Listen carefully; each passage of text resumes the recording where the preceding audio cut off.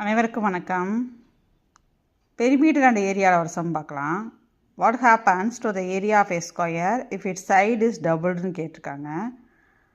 அதாவது side ஸ்கொயரில் side இருக்கு இல்லையா, அதை டபுள் ஆக்கணும்னா ஏரியா எப்படி மாறும் அப்படிங்கிற ஏரியா எத்தனை மடங்கு ஆகும் அப்படின்னு கேட்குறாங்க. இதுக்கு 4 ஆப்ஷன் கொடுத்துருக்காங்க. இந்த மாதிரி சமக்கு முதல்ல ஆப்ஷனை பார்க்காதீங்க. நீங்கள் ஜஸ்ட் நம்மளுக்கு தெரிஞ்ச ஃபார்முலாவை வச்சு ட்ரை பண்ணுங்கள். அப்புறமா கண்டுபிடிச்சி முடிச்சுட்டு ஆப்ஷனை பாருங்கள். ஃபஸ்ட்டே ஆப்ஷனை பார்த்தீங்கன்னா நம்ம மைண்ட் ஏதோ ஐடியாவில் எதையோ ஒன்று மார்க் பண்ணிடுவோம். ஸோ ஃபஸ்ட்டு போட்டு பாருங்கள். இதில் ஒன்றுமே இல்லை, சைடை டபுள் பண்ணுறாங்க. இப்போ area of a square formula எழுதுங்க. Area of a square formula என்ன? A square. இங்கே பாருங்கள், area of a square a square. இப்போ சைடு டபுள் ஆகுது. அப்போ என்ன அர்த்தம்?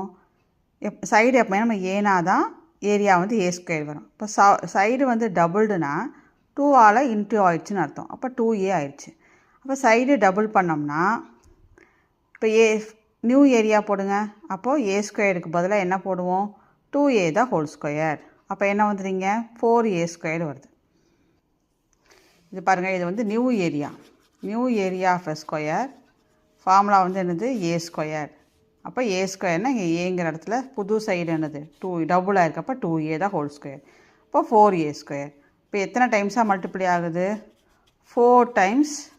த area becomes 4 times the area of the original square. அப்போ 4 மடங்காக மல்டிப்ளை ஆகுது. ஸோ இதுக்கு option A. Area becomes 4 times the area of original square. இது நம்மளுக்கு ஆல்ரெடி நம்ம 6th 7th அதுக்கு முன்னாடியே படித்தது தான்.